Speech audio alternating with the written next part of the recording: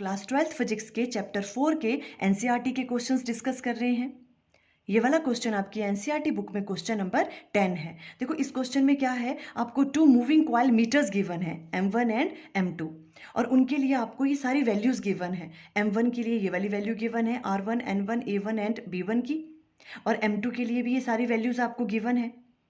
जो spring constant है वो आइडेंटिकल है दोनों m1 एंड m2 के लिए, मीटर्स के लिए।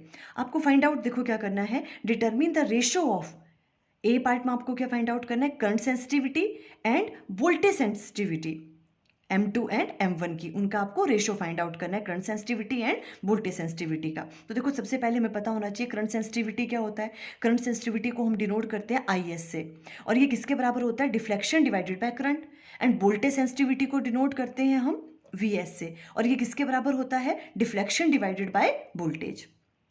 तो सबसे पहले करंट सेंसिटिविटी देखते हैं, IS इक्वल टू हो गया डिफ्लेक्शन डिवाइडेड बाय करंट, और इसे हम राइट डाउन करते हैं NAB divided by K। K क्या होता है आपके पास, स्प्रिंग कांस्टेंट।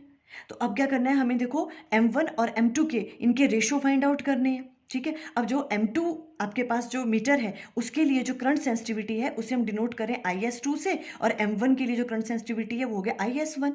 तो IS2 डिवाइडेड बाय IS1 आ जाएगा। यहाँ पे IS2 की वैल्यू क्या होगी, यहाँ पे 2 पुट कर देंगे, N2 A2 B2 divided by K, divided by IS1 के केस में यहाँ पे आ जाएगा N1 A1 B1 divided by K। Spring constant की वैल्यू तो सेम है, ये कैंसिल आउट हो जाएंगी और ये आ जाएगा इस तरह से। अब देखो हमें इसका रेशियो फाइंड आउट करना है कि सारी वैल्यूज आपको गिवन है, यहाँ पे सारी वैल्यूज पुट करेंगे और करंट सेंसिटिविटी का जो रेशियो है उसकी वैल्यू आ जाएगी 7/5। फर्स्ट वाला पार्ट हो गया। अब हमें वोल्टेज सेंसिटिविटी फाइंड आउट करनी है। वोल्टेज सेंसिटिविटी होता है 5 डिवाइडेड बाय V। तो इसे हम राइट डाउन कर सकते हैं, डिफ्लेक्शन डिवाइडेड बाय V को राइट डाउन कर सकते हैं, V इक्वल टू IR, और इसे हम राइट डाउन कर सकते हैं 5 डिवाइडेड बाय I साथ में 1/R। बिकॉज देखो 5 डिवाइडेड बाय I क्या होता है, करंट सेंसिटिविटी IS, इसे हम राइट डाउन कर सकते हैं IS डिवाइडेड बाय R, और बिकॉज इसकी वैल्यू, इसका रेशियो हमारे पास ऑलरेडी है इसलिए हमने इसको इस तरह से राइट डाउन किया। अब देखो जो m2 है उसके लिए जो वोल्टेज सेंसिटिविटी है उसे हम डिनोट करें VS2 से, और m1 के लिए डिनोट कर रहे हैं VS1 से, इनका रेशियो हम फाइंड आउट करेंगे। तो VS2 की वैल्यू आ जाएगी यहाँ पे IS2 divided by R2 divided by VS1 की वैल्यू क्या आएगी, IS1 डिवाइडेड बाय R1। इसे हम इस तरह से राइट डाउन कर सकते हैं। अब देखो IS2 डिवाइडेड बाय IS1, ये वाला रेशियो तो आपके पास है 7/5, हमने कैलकुलेट किया था, multiply by R1 divided by R2।